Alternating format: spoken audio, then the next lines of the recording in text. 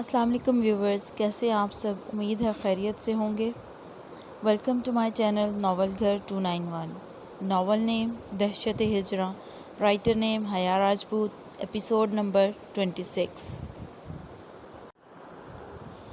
تم خود جا کر اسے کہہ دو کہ تمہارے ساتھ لان میں آ جائے، زرمین نے آئی بروز اچکا کر مسکراتے ہوئے کہا۔ نہیں مانو، شاید اسے اچھا نہ لگے کہ میں یوں ہی اس کے روم میں چلا جاؤں۔ تم اسے اس کی مرضی سے باہر لانا۔ I am waiting. زرمین کچھ دیر اسے دیکھتی رہی، پھر ہنستی ہوئی ارزم کے کمرے کی جانب بڑھ گئی۔ ارزم کو جو حجاب کی پنس کھول رہی تھی، دروازہ نوک ہونے کی آواز پر یس کہہ کر مڑ کر دروازے کی جانب دیکھنے لگی۔ زرمین کو دیکھ کر وہ مسکراتے ہوئے دوبارہ ڈریسنگ مرر کی جانب متوجہ ہوئی۔ وہ اب تک اسی ڈریس میں ملبوس حجاب کی پنس کھول رہی تھی۔ اتنی جلدی چینج کرنے لگی ہو؟ زرمین نے اس تک آتے ہوئے پوچھا۔ آج بہت تھک گئی ہوں، اس لیے اب چینج کر کے ریسٹ کروں گی، اس نے سادہ انداز میں کہتے پن اتار کر ٹیبل پر رکھی۔ اس کی بات سن کر زرمین نے لب دبائے۔ ایکچولی ارزم، زر تمہارا باہر لان میں ویٹ کر رہا ہے۔ زرمین نے بلی تھیلے سے باہر نکالی۔ اس کی بات پر ارزم کا پن کھولتا ہاتھ وہیں ساکت ہوا۔ اس نے سانس روک کے اپنے پیچھے کھڑی زرمین کا عکس شیشے میں دیکھا۔ اس کو ایسے بت بنا دیکھ کر زرمین پریشانی سے آگے بڑھی۔ What happened? Are you all right? Zarmeen نے اس کے کندھوں پر ہاتھ رکھ کر اس کا رخ اپنی جانب موڑا۔ I'm fine۔ اس نے چونکتے ہوئے بمشکل خود کو کمپوز کیا۔ وہ زرمین کو انکار بھی نہیں کر سکتی تھی، سو خود کو حوصلہ دیتے اس نے مسکرا کر زرمین کو آنے کا تو زرمین مسکراتی ہوئی ایک بار پھر اس کی تعریف کر کے چلی گئی۔ اس کے جانے کے بعد وہ پریشانی سے لب کچلتی بیڈ کے کنارے پر ٹک گئی۔ انہیں اب کیا کہنا ہے جو لان میں بلایا ہے؟ میں سو جاتی ہوں، خود ہی انتظار کر کے سونے چلے جائیں گے۔ نہیں، وہ اتنی سردی میں کیسے انتظار کریں گے؟ پھر ان کو کیا کہوں؟ میں انہیں کہہ دیتی ہوں کہ مجھے نہیں آنا، مگر کہوں گی کیسے؟ اس نے پریشانی سے سوچتے ہوئے انگلی دانتوں تلے دبائی۔ کچھ سوچ کر وہ اٹھی اور کمرے کی ونڈو سے پردہ ہٹا کر نیچے لان میں دیکھا، جہاں زرجان شیڈز کے نیچے کھڑا اسی کی طرف دیکھ رہا تھا۔ اس کو دیکھ کر زرجان نے مسکراتے ہوئے آنے کا اشارہ کیا۔ وہ ہڑبڑا کر جلدی سے پردے برابر کرتی پیچھے ہوئی۔ زرجان اس کے گڑبڑانے پر ہنستا ہوا لان سے نکل کر اندر کی جانب بڑھا۔ اسے اندازہ ہو گیا تھا کہ وہ خود نہیں آئے گی۔ اف، یہ میں نے کیا کر دیا؟ اس نے تیز ہوتی دھڑکنوں کو بحال کرنے کی خاطر سینے پر دل کے مقام پر ہاتھ رکھتے ہوئے آنکھیں میچیں۔ زرجان کمرے میں داخل ہوا تو وہ سامنے ونڈو کے ساتھ دیوار کے ساتھ پشت ٹکائے، آنکھیں میچے، سینے پر ہاتھ رکھے کھڑی تھی۔ انابی لبوں پر دلکش مسکراہٹ دوڑ گئی۔ وہ بغیر آواز چلتا اس کے بالکل سامنے آ کھڑا ہوا اور اسے پورے دل جمعی سے دیکھنے لگا۔ زرجان کے کلون کی خوشبو نتنوں سے ٹکرانے پر وہ الجھی۔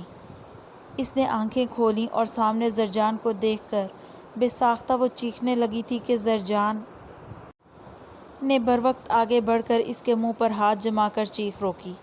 ریلیکس، اٹس می، زرجان نے آہستگی سے اس کے منہ سے ہاتھ ہٹاتے ہوئے کہا اور نرم نظروں سے اسے دیکھا۔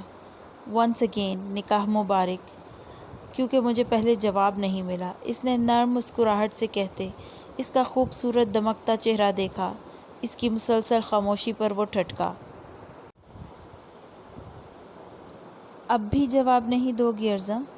زرجان کو تشویش لاحق ہوئی کہ بالآخر وہ نکاح کے وقت سے اب تک بول کیوں نہیں رہی؟ کیا وہ اس نکاح سے خوش نہیں؟ سوچوں کو جھٹکتے ہوئے اس نے نرم لہجے سے استفسار کیا۔ زرجان کے سوال پر اس نے دماغ میں پنپتے سوالوں کو زبان دینے کا سوچ کر گلا تر کرتے منہ کھولا۔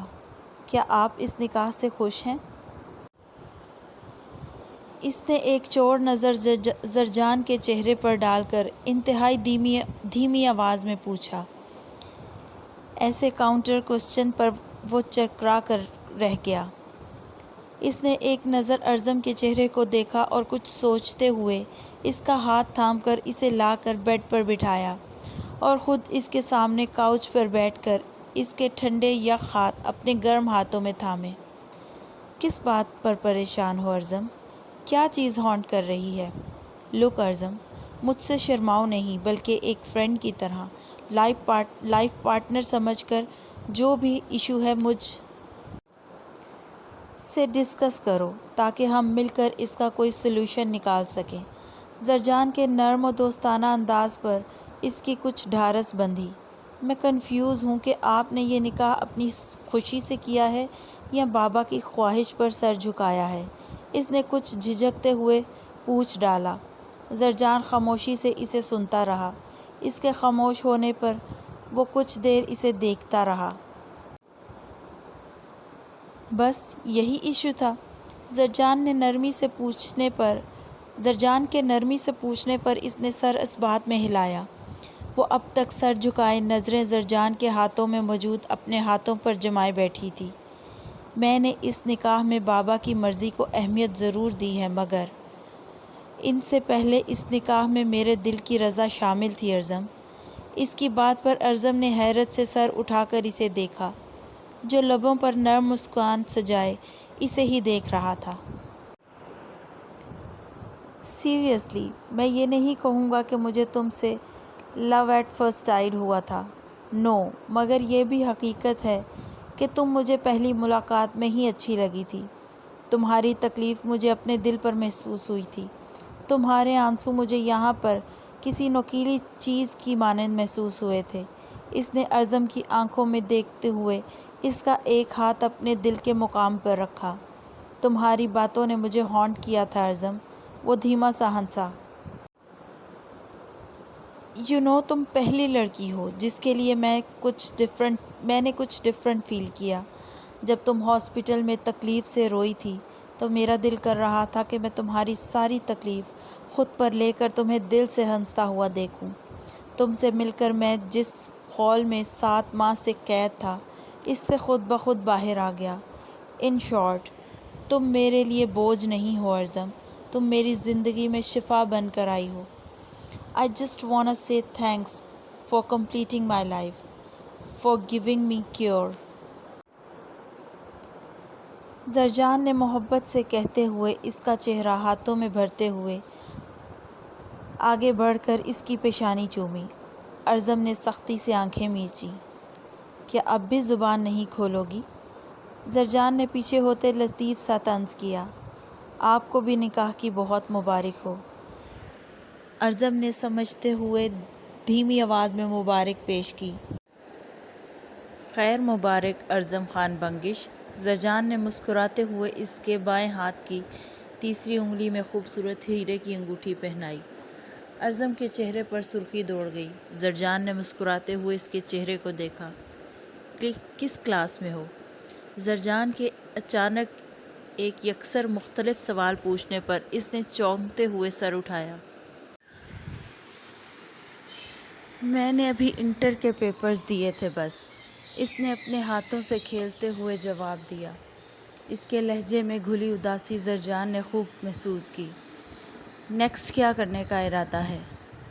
نیکسٹ گرافک ڈیزائننگ کا پلان تھا، مگر جو قسمت کو منظور۔ اس نے ٹھنڈی آہ بھری۔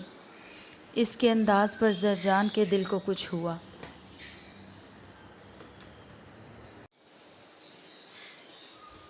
کل ہی میرے ساتھ چلنا، میں خود تمہارا ایڈمیشن کرواؤں گا، ڈونٹ وری۔ اس نے پیار سے کہتے ارزم کا ہاتھ تھاما۔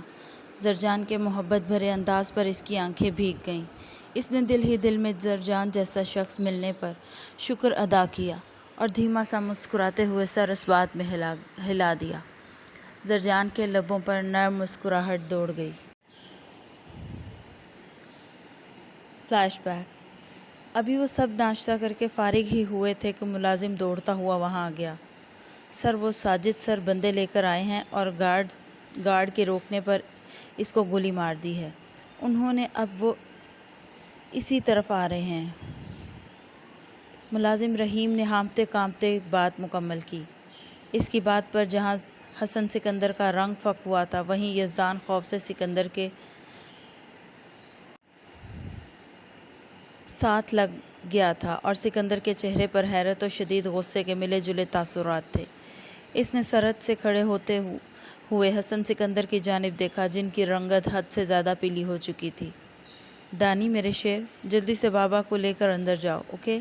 اس نے یزدان کا چہرہ ہاتھوں میں بھرتے ہوئے پیار سے کہا، اور آگے بڑھ کر حسن سکندر کو اٹھنے میں مدد دینے لگا کہ انہوں نے ہاتھ کے اشارے سے اسے روکا۔ تم دانی کو لے کر اندر جاؤ، اسے میں خود دیکھ لوں گا، یہ میرا اور اس کا معاملہ ہے۔ ان کا لہجہ انتہائی کرخت تھا۔ دانی اندر چلو، رحیم اسے اندر لے جاؤ، اور اسے روم سے باہر مت آنے دینا جب تک میں نہ کہوں۔ اس نے یزدان کو پیار سے کہتے ہنوک بنے کھڑے ملازم کو سختی سے حکم دیا، تو وہ سرحد سے خوف میں گھرے یزدان کو لیے اندر کی جانب بڑھ گیا۔ بابا، آپ نے سنا نہیں کہ وہ ایک معصوم بے گناہ کو کسی وجہ کے بغیر مار کر یہاں تک آ رہا ہے؟ تو آپ کا کیا خیال ہے کہ وہ تمیز سے بیٹھ کر بات کرنے آیا ہے؟ آپ نے مجھے بتایا ہی نہیں کہ معاملے کی نوعیت اس حد تک بڑھی ہوئی ہے۔ مگر بہرحال میں آپ کو اس کے ساتھ یوں اکیلا نہیں چھوڑ۔ حسن سکندر کے کندھے کو چھو کر گزرنے والی گولی کو دیکھ کر اس کی زبان کو بریک لگی۔ اس کا غصہ حد سے سوا ہوا۔ اس نے سرحد سے اپنی گن نکال کر پلٹتے ہوئے سامنے سے آتے بندے کے سر کا نشانہ لے کر فائر کھول دیا۔ اگلے ہی لمحے وہ سر میں سوراخ لیے پیچھے کو گھیرا۔ بائیں جانب سے دونوں بندے فائر کرنے ہی لگے تھے کہ اس سے قبل ہی سکندر نے ان دونوں کا بھی قصہ تمام کرتے ان کے درمیان سے آتے ساجد ملک پر قہر بھری نگاہ ڈالی۔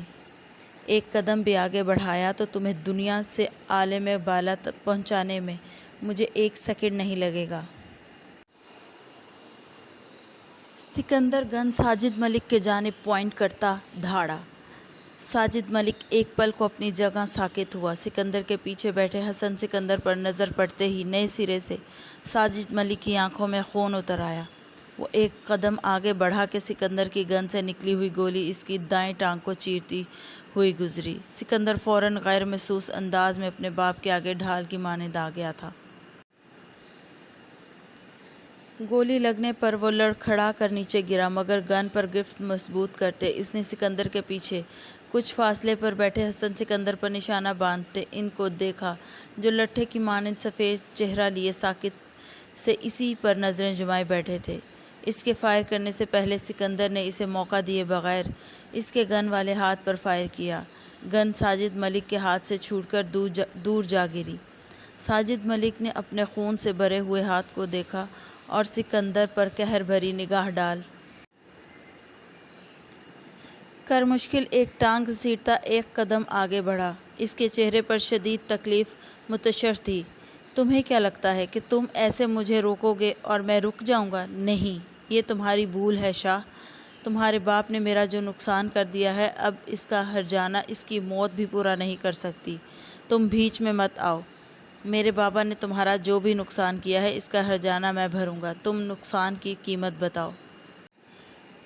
سکندر نے اس کی آنکھوں میں آنکھیں گاڑتے ہوئے مخصوص بھاری آواز میں کہتے ہر لفظ پر زور دیا۔ سکندر کی بات پر وہ استہزائیہ ہنسا۔ تمہیں اندازہ بھی ہے شاہ کہ تم کیسے نقصان کو پورا کرنے کی حامی بھر چکے ہو؟ اس نے آئی بروز اچکاتے ہوئے استہزائیہ سوال کیا۔ اس کے انداز پر سکندر ٹھٹکا۔ کیسا نقصان؟ اس نے اچنبھے سے پوچھا۔ گن کا رخ اب تک ساجد ملک کی طرف کیے سکندر اپنے باپ کے آگے ڈھال بنا کھڑا تھا۔ اس کے سوال پر ساجد ملک نے ہنستے ہوئے گردن ذرا سی دائیں جانب کرتے ہوئے سکندر کے پیچھے بیٹھے حسن سکندر کو دیکھا، جو ہنوز اسی حالت میں بیٹھے تھے۔ تمہارے باپ کی حالت تو ابھی سے نازک ہو رہی ہے۔ اگر میں نے تمہیں حقیقت سے آگاہ کر دیا تو اس نے دنیا سے ہی۔ ساجد ملک کی بات مکمل ہونے سے قبل ہی سکندر نے ایک مکہ گھما کر اس کے جبڑے پر دے مارا۔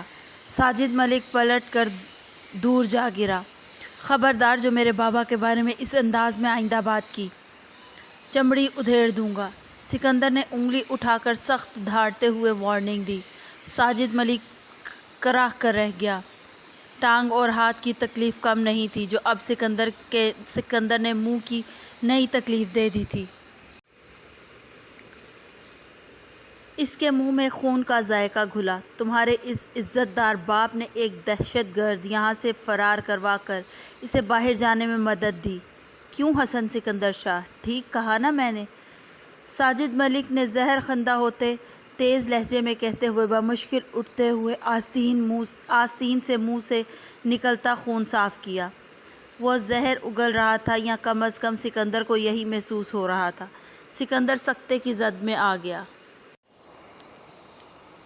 وہ یقین کر ہی نہیں سکتا تھا کہ اس کا باپ جو اپنے وطن پر، اس کی ناموس پر خود کو قربان کرنے کے لیے ہمہ وقت تیار رہتا تھا، وہ ایسا کر سکتا ہے۔ اس نے مڑ کر اپنے باپ کو دیکھا جو لٹھے کی مانند سفید چہرہ لیے ساکت بیٹھے یک ٹک سامنے دیکھ رہے تھے۔ سکندر کو ان پر کسی بے جان وجود کا گمان ہوا۔ سکندر نے ایک جمع دینے والی سرد نظر ساجد ملک پر ڈالی اور اپنے باپ کی جانب بڑھا۔ سکندر کے ہاتھ لگاتے ہی وہ ایک جانب لڑھک گئے۔ سکندر پھٹی آنکھوں سے اپنے باپ کے مردہ وجود کو دیکھ رہا تھا۔ ساجد ملک نے بھی حیرت سے انہیں دیکھا۔ ساجد ملک نے سکندر کو دیکھا جو بے یقینی سے اپنے باپ کو جھنجھوڑ رہا تھا۔ ساجد ملک نے وہاں سے نکلنے میں ہی عافیت جانی۔ اسے حسن سکندر کو مارنے کا ٹارگٹ دیا گیا تھا جو بغیر کسی مسئلے کے پورا ہو چکا تھا۔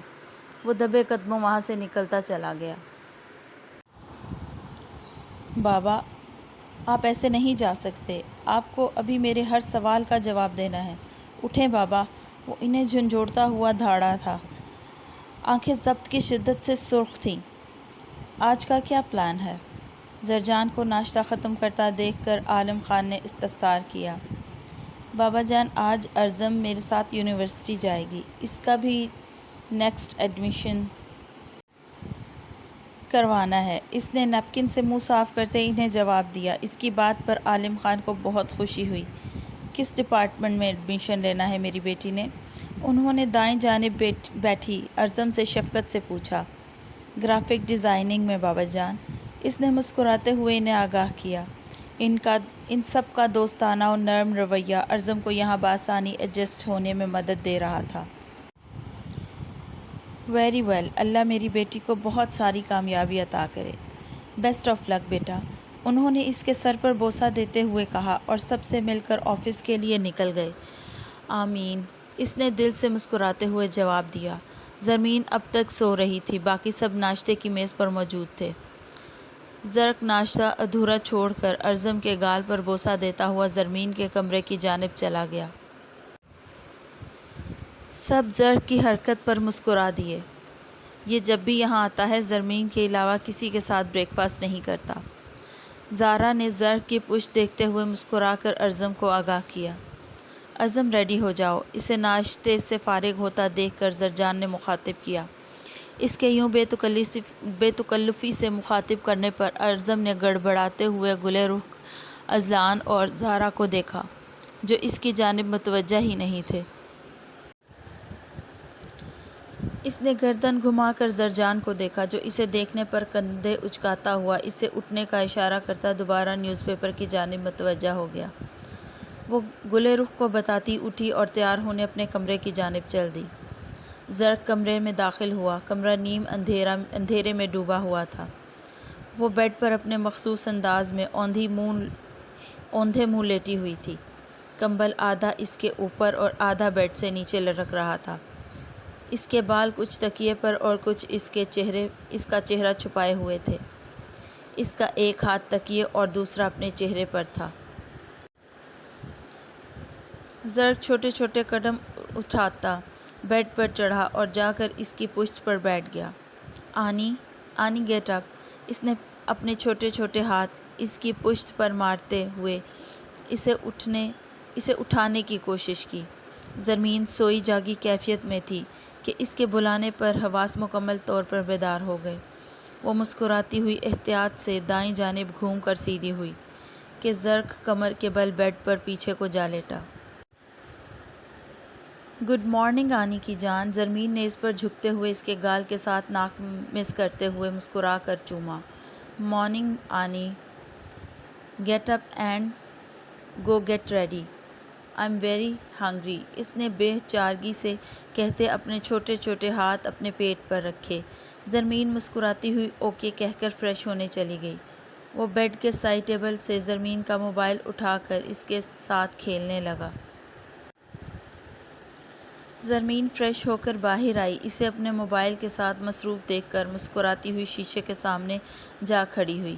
اس نے بالوں میں برش کر کے پونی بنائی اور خود پر پرفیوم اسپرے کر کے اس کی شیشی واپس رکھ رہی تھی کہ نظر گلے میں پہنے پینڈنٹ پر گئی۔ ہمیشہ کی طرح اس کا ہاتھ بے ساختہ پینڈنٹ کی جانب بڑھا۔ پینڈنٹ کو چھو کر سکندر کے لمس کو محسوس کرتے ایک اداس مسکراہٹ یاقوتی لبوں پر پھیلی۔ کم آن مائی پرنس، وہ سوچوں کو جھٹکتے ہوئے زرق کی جانب مڑی۔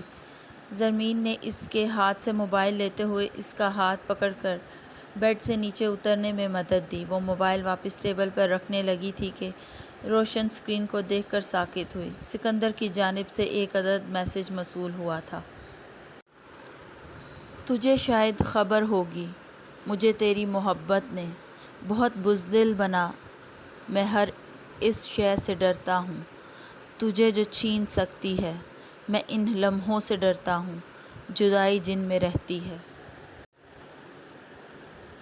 میں ان اشکوں سے ڈرتا ہوں جو یاد بن کر بہتے ہیں، میں ان لفظوں سے ڈرتا ہوں جو خاموشی میں رہتے ہیں، بچھڑنے کی میرے ہمدم، میں ہر صورت سے ڈرتا ہوں، تجھے شاید خبر ہوگی، مجھے تیری محبت نے بہت بزدل بنا ڈالا۔ اس کا میسج پڑھ کر انجانے میں ہی زرمین کی آنکھیں نم ہوئیں۔ اس کو روتے دیکھ کر زرق نے پریشانی سے اپنے ہاتھ میں ہاتھ تھام کر اس کا ہاتھ ہلایا۔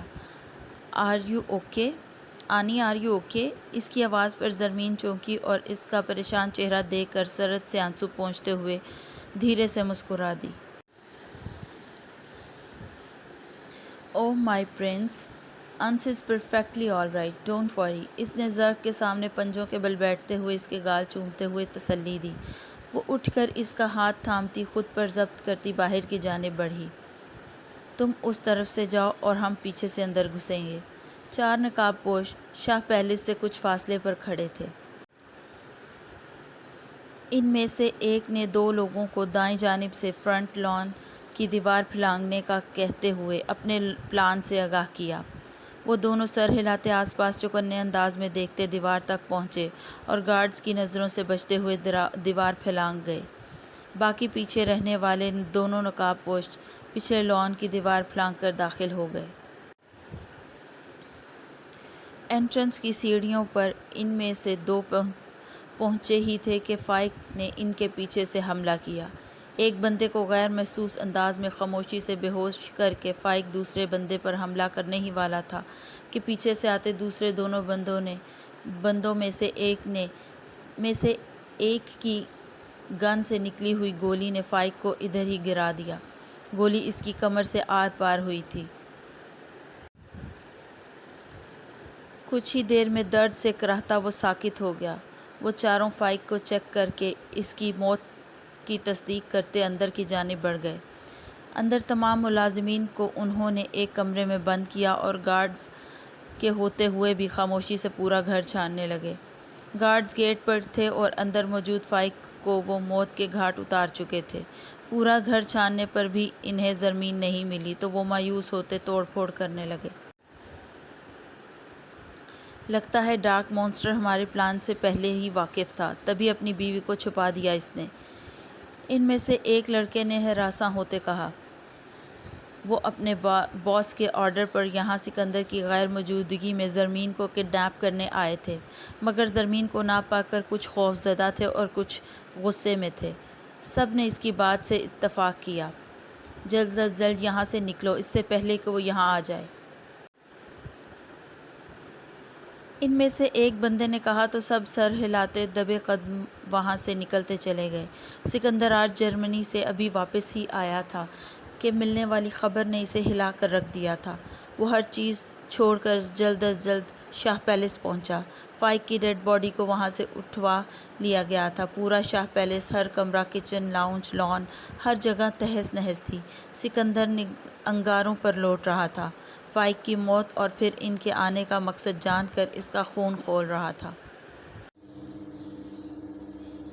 وہ اس وقت اپنے کمرے میں اندھیرا کیے بیڈ پر نیم دراز سوچوں میں گم تھا۔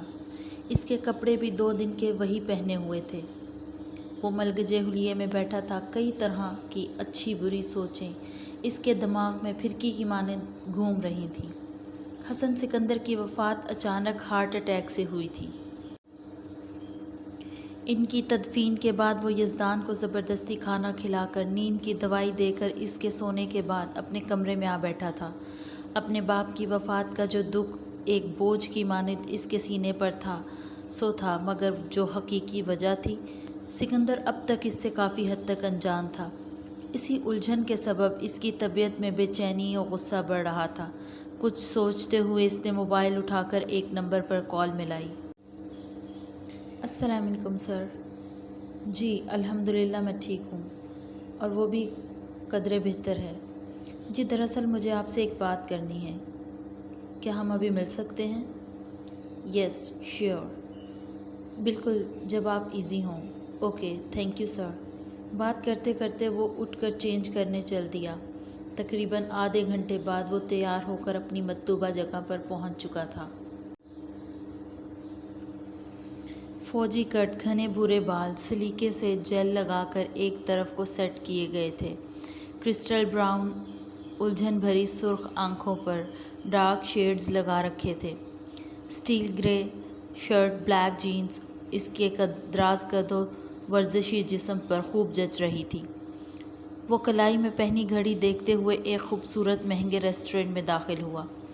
اس کو دیکھتے ہی ویٹر اس کی جانب بڑھا، مگر اس نے ہاتھ کے اشارے سے منع کرتے قدرے کونے والی ٹیبل سلیکٹ کی اور جا کر بیٹھ گیا۔ کچھ ہی دیر میں ایک ادھیڑ عمر شخص متوازن چال چلتا ہوا اس تک آیا۔ ان کے آتے ہی سکندر نے کھڑے ہو کر ان سے مصافحہ کیا اور ان کو بیٹھنے کا کہتا خود بھی واپس بیٹھا۔ آرڈر دے کر رسمی گفتگو کے بعد وہ اصل مدعے پر آیا۔ اس ادھیڑ عمر شخص نے سکندر کو جس بات سے آگاہ کیا وہ اسے انگاروں پر لوٹانے کے لیے کافی تھی۔ 1 گھنٹے بعد وہ تند ہی وہاں سے نکلا تھا۔ آنکھیں پہلے سے زیادہ سرخ ہو گئی تھیں، چہرہ بھی سرخ ہو رہا تھا۔ ڈرائیونگ کرتے ہوئے بھی ان کی کہی گئی باتیں سکندر کے دماغ میں مسلسل گردش کر رہی تھیں۔ Dam it, dam!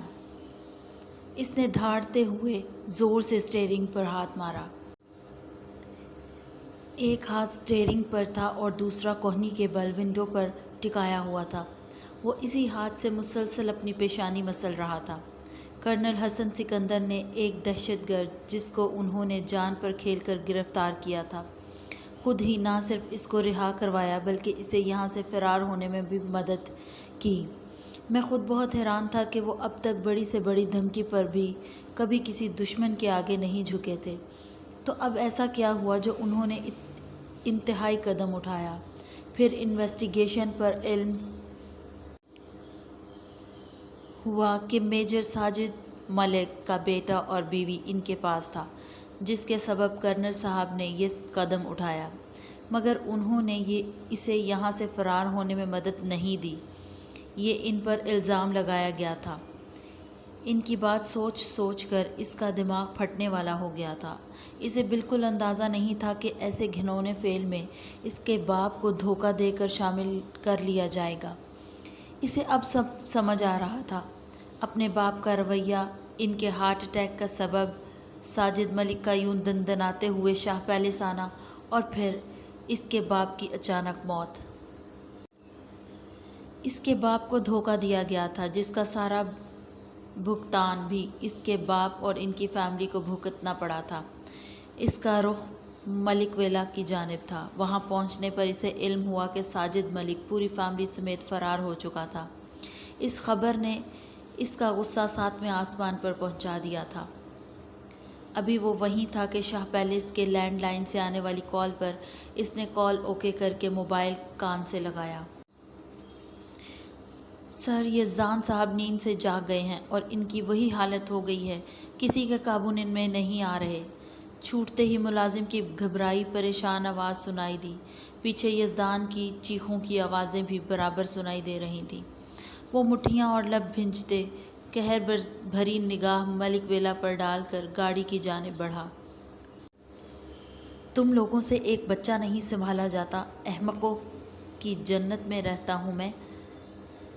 وہ بھناتے ہوئے گاڑی میں بیٹھا۔ اس کو 5 منٹ تک کسی بھی طرح سنبھالو، وہ خود کو کوئی نقصان نہ پہنچائے، تب تک میں آ رہا ہوں، بلکہ میری بات کرواؤ اس سے، اس نے ریش ڈرائیونگ کرتے ہوئے ملازم کو کہا۔